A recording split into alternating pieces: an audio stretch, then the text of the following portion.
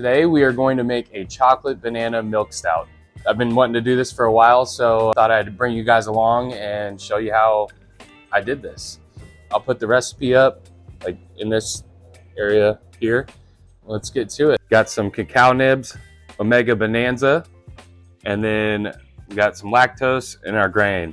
In our grain we have 11 pounds of pale ale malt, 2 pounds of carahell, 1 pound of midnight wheat malt, and then our other fermentable is the 8 ounces of lactose. In the mash, we're actually doing mash hops. So we're using East Kent Golding hops, 1 ounce in the mash, 1 ounce at 60 minutes, and then 1 ounce at 10 minutes. We'll be adding our cacao nibs on top of the mash with recirculation. Hopefully this will give a little less of a like a harsh bite to the chocolate flavor and kind of let that settle out a little bit. And then we'll be adding our lactose later on at the end of our boil. We'll be mashing in at 158 degrees today. This way we can get a sweeter wort and a lower alcohol content. This is a sweet stout, so it's kind of more of a dessert stout or a pastry stout, just because I think the banana and chocolate flavors will definitely play better if it's a little bit sweeter instead of kind of a dry stout. So that's what we're doing today. So yeah, let's get to it. All right, so we're gonna start out with 1 Campton tablet to our 8.4 gallons of water. I just crushed it up on my mash spoon. Just put it in there. All right, then going in with 1.3 grams of calcium chloride. And then we'll take a pH reading because your water adjustments will change your pH.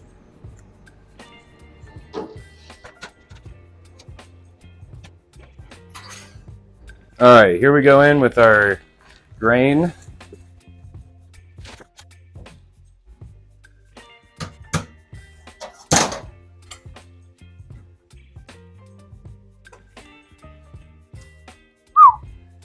That's a lot of water. All right, now we'll just let that recirculate for 60 minutes and then we'll come back and go to a boil. Oh, we need to throw our hops in there and our cacao nibs on top. Hold on, time out. Hold up, wait a minute. All right, so 1 ounce of East Kent Golding in the mash, 4 ounces of cacao nibs on top. We almost had a non-chocolate banana stout. I was almost not okay. Okay, resume. So now we'll let it sit for 60 minutes. Here we are at 60 minutes into our mash. I'm gonna go ahead and take a gravity reading.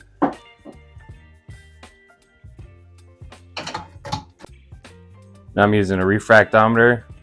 You just put your wort there. Put that down and then look through the eyepiece, and the refraction of the light tells you how much sugar's in your wort.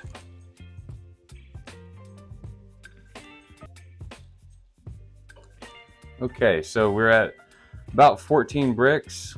14 bricks is about 1.055, and our pre-boil gravity is supposed to be 1.048. So we're ready to go to a boil.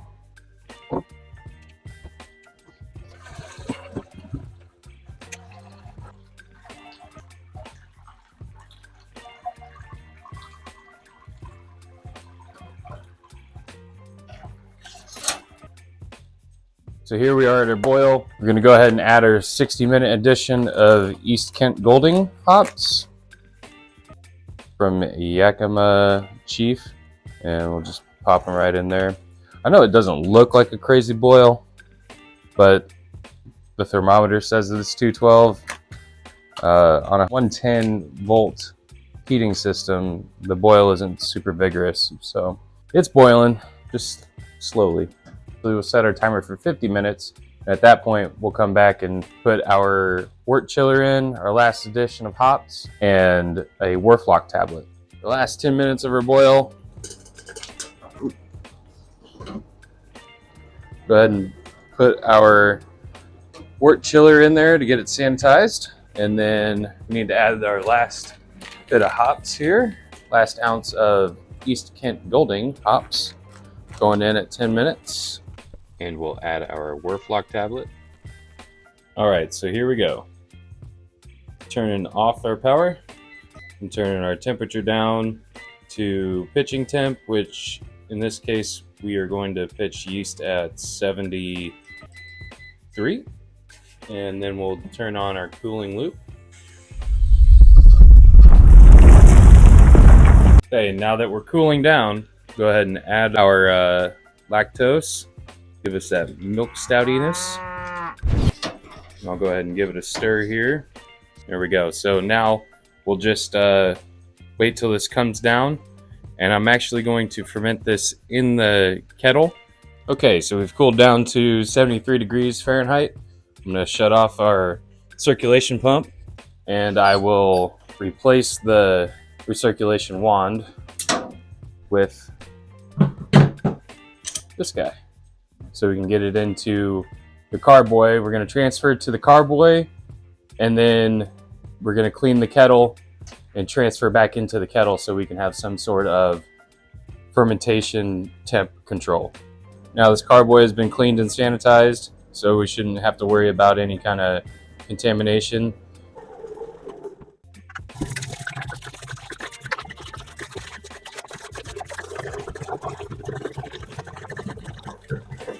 I guess this is one way to get it oxygenated.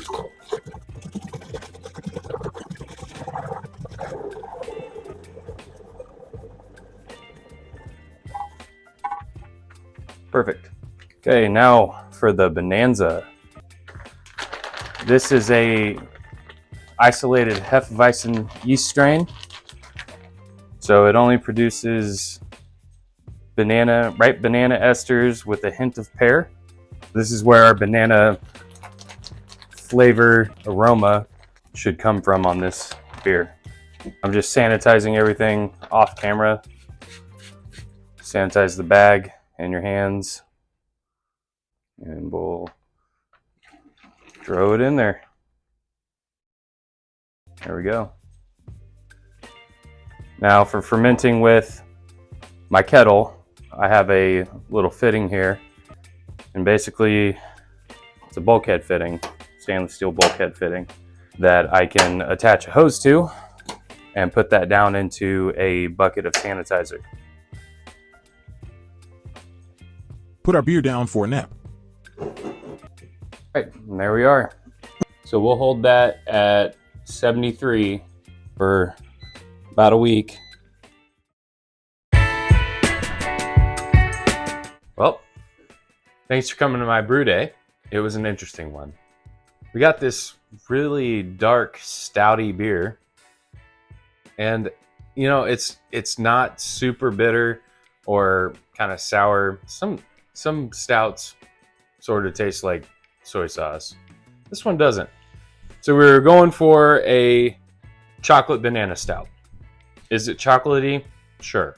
It's sort of chocolatey. It's not that milk chocolate sort of deal that I was going for or that I had in my head. But it's chocolatey. It's sort of more of a dark chocolate. Is it banana? No, not really. You get a little bit of little banana whiffs on the nose, but that's about it.